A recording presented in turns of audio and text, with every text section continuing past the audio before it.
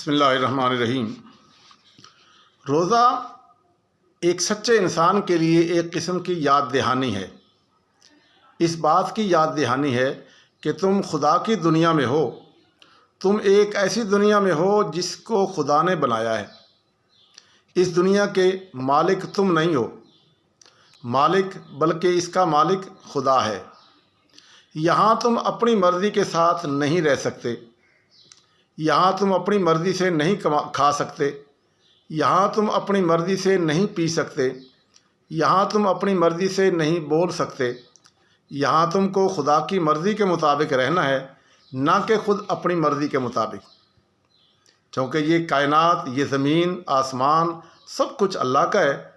تو ہم اللہ کے ملک میں رہ رہے، تو آپ جس ملک میں رہیں گے اس ملک کے قانون کو فالو کرنا ہوگا آپ کو۔ تو جب اللہ کے ملک میں ہم رہ رہے ہیں تو پھر ہمیں اللہ کے قانون کو بھی فالو کرنا ہوگا۔ یہ کوئی سادہ بات نہیں ہے۔ اس قسم کی روزہ دارانہ زندگی صرف اس وقت ممکن ہے جب انسان خدا کو معرفت کے درجے میں پالے۔ وہ جس طرح ہمیں سمجھ آ جائے کہ ہم اپنے کسی ملک میں سعودیہ میں جاتے ہیں تو وہاں کتنے عرصہ رہنا ہے، وہاں ہم نے یہ نہیں کرنا، وہ سب پتہ ہے نا، وہاں نہیں کرنا۔ اسی طرح وہاں ہمیں پتہ سمجھ آ گئی، تو یہاں پہ بھی رہتے ہوئے ہمیں خدا کی یہ معرفت ہونی چاہیے کہ ہم یہاں آزاد نہیں ہیں، اپنی مرضی سے کھا پی نہیں سکتے، اپنی مرضی سے سو اٹھ نہیں سکتے، جو چاہیں کھائیں، جو چاہیں، ایسا ہرگز نہیں ہوگا۔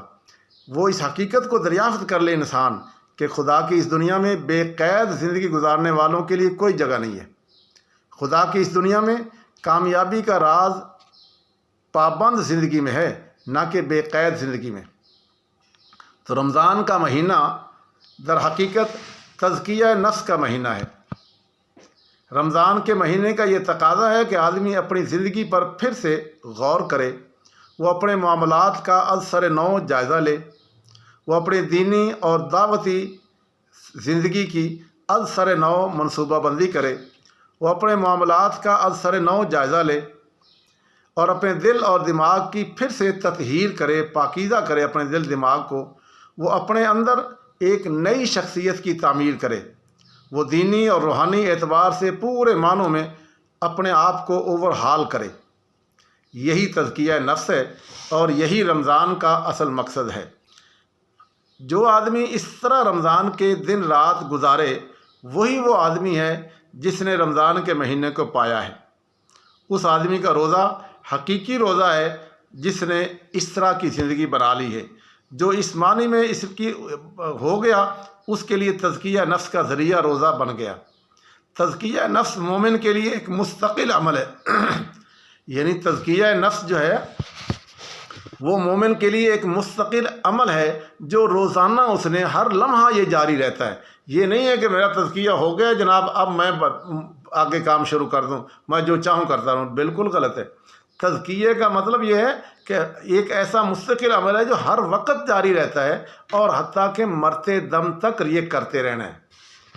تو یہ روزہ جو ہے، یہ رمضان کا مہینہ بندے کو، اگر بندہ شعور کے ساتھ اس روزے کو گزارے، رمضان کو گزارے، تو پھر انسان کو یہ طریقہ آ جائے گا اور پھر پوری زندگی، جس طرح میں عرض کرتا ہوں کہ یہ ایک روزہ نہیں، یہ 30 روزے رکھنے کے بعد اگلا پورا سال ہمارا روزہ دارانہ زندگی گزرے، اور پھر اگلے سال کے بعد پوری زندگی میری روزے دارانہ گزرے۔